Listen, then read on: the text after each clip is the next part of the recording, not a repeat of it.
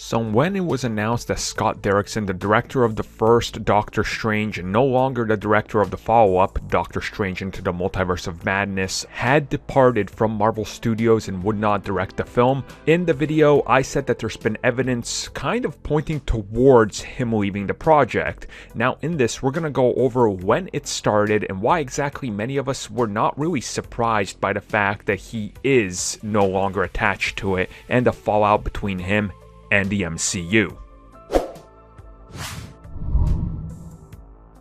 So first, let's go over some of the basics. We know that this film hinged on something very important, and that is the inclusion of Disney Plus and the fact that it had to meet its release date. These were things that we knew were happening because this film is surrounded by two very important pieces of the future MCU puzzle, which would be WandaVision and of course Loki. This film is connecting to both of these as both of those deal with the multiverse, so there's a tight schedule that they have to work around. Falling behind on this would mean kind of delaying and shifting around a lot of things. We know recently, due to the amount of content that Disney wants out there, that they're ahead of schedule on WandaVision, and that's coming at the end of 2020, meeting that early May release date, which they have to do with the Doctor Strange follow-up due to the fact that it's going to be a big money-making film, is something that was a no-brainer that they had to meet that release date.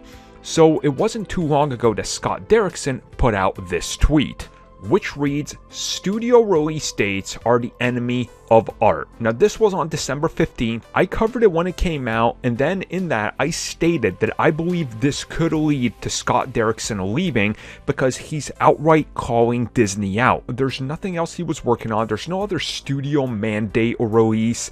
It had to be this. And then we fast forward to this moment. Oscar Isaac said, "I would only work for Disney again at gunpoint," where right after that, Scott Derrickson retweeted it saying, "Thank God for Oscar Isaac." Again, that kind of gives you an idea of both of these guys being like, "Oh, look, we're done with the Disney thing," and you know, the whole Scott Derrickson retweet thing was after his first tweet. So again, the timeline starts to make sense here. And then of course the announcement came where Derrickson says, "Marvel and I have mutually agreed to part ways on Doctor Strange in the Multiverse of Madness due to creative differences. I am thankful for our collaboration and will remain on as executive producer." Now, as most of you know, creative differences is the proper way to put it professionally. You know, that's what you say where you don't want to sling mud at each other because it's going to get real bad if you start doing anything more. So he was being very, cautious about how he's going to talk about this. But then just about an hour after, people go onto his actual Twitter, and if you read his description, right there says, the director of Doctor Strange and not the upcoming Doctor Strange Into the Multiverse of Madness. Now he's sort of celebrating, almost taunting them like it's some sort of like a badge of honor almost, if you will. Along with this, some of the other people that have had trouble with Disney, such as Lord and Miller from Solo, they congratulated him on this and were kind of throwing mud at Disney as well. So what this tells me, and I have no insider knowledge, much like many of the people out there, is the fact that somewhere in early December, things started to go off the rails, if that's the kind way to put it.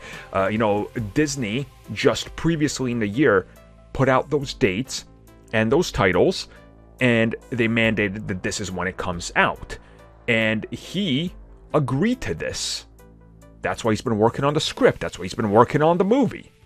Now, if he's asking for more time after agreeing on it, after they already went out there and said it, Disney can't move that because, as we already know, they already set out other release dates. So you can't start shifting everything around because the way Disney plans it out is you have already time kind of divvied up between all their studios to who's going to go shoot in Atlanta, who's going to go shoot over in Pinewood, who's going to go shoot over here and there.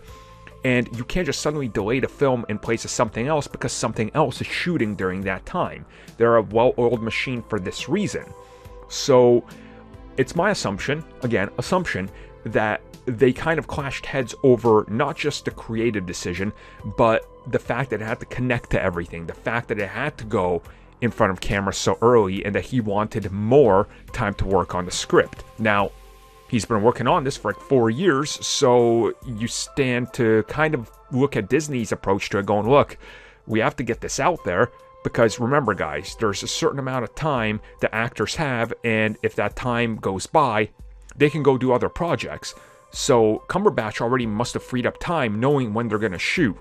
If they delay that, you run into a problem because then he might not be available. That's why some shows, if they get canceled, there's a certain buffer amount of time. Once the actors leave, there's a 100% chance that the show is not coming back.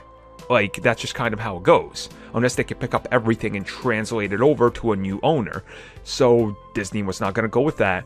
He wasn't going to agree to speed up his process, and they parted ways. Now, granted, there was probably some other stuff in there, but look at the tweets, look at what I just told you, and you kind of come up with the conclusion just by looking at it.